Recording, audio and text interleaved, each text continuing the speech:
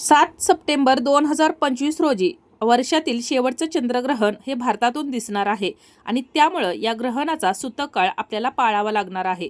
चंद्रग्रहण सुरू होण्याच्या 9 तास आधी हा सूतक काळ सुरू होतो. म्हणजे 7 सप्टेंबरला दुपारी 12:19 आपल्याला हे सूतक पाळावं लागणार आहे. तर हा सूतक काळ 8 सप्टेंबर रात्री 1:26 संपणार आहे.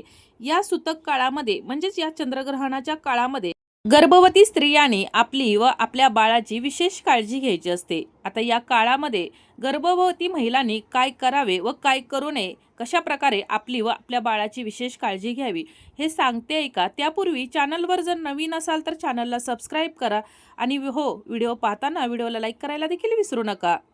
सर्वप्रथम तर गरोदर स्त्रियांनी या ग्रहण काळात घराबाहेर पडणं टाळायचं आहे. या काळात नकारात्मक ऊर्जेचा गर्भावर परिणाम होतो.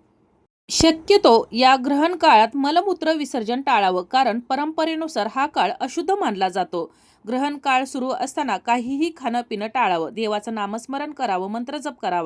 चंद्रग्रहणाच्या वेळी गर्भवती महिलांनी कोणत्याही प्रकारे चंद्रप्रकाशात येऊ नये, यासाठी आपले दरवाजे खिडक्या बंद करून ठेवावेत. चंद्रग्रहणाच्या वेळी अन्न खाणं देखील वर्ज्य आहे. मात्र गर्भवती महिलेला सात्विक अन्न खाता येऊ शकतं. तसेच या ग्रहण काळात गर्भवती महिलांनी कात्री किंवा ब्लेड सारखी जी कोणती धारदार उपकरणं असतील तर ती देखील वापरू नयेत. चंद्रग्रहणानंतर महिलांनी स्नान करावं. गर्भवती महिलांनी या ग्रहण काळात सेफ्टी पिन, बांगड्या आणि कोणतेही इतर धातूचे दागिने घालणं टाळायचं आहे. चंद्रग्रहणाच्या वेळी झोपणं देखील टाळावं.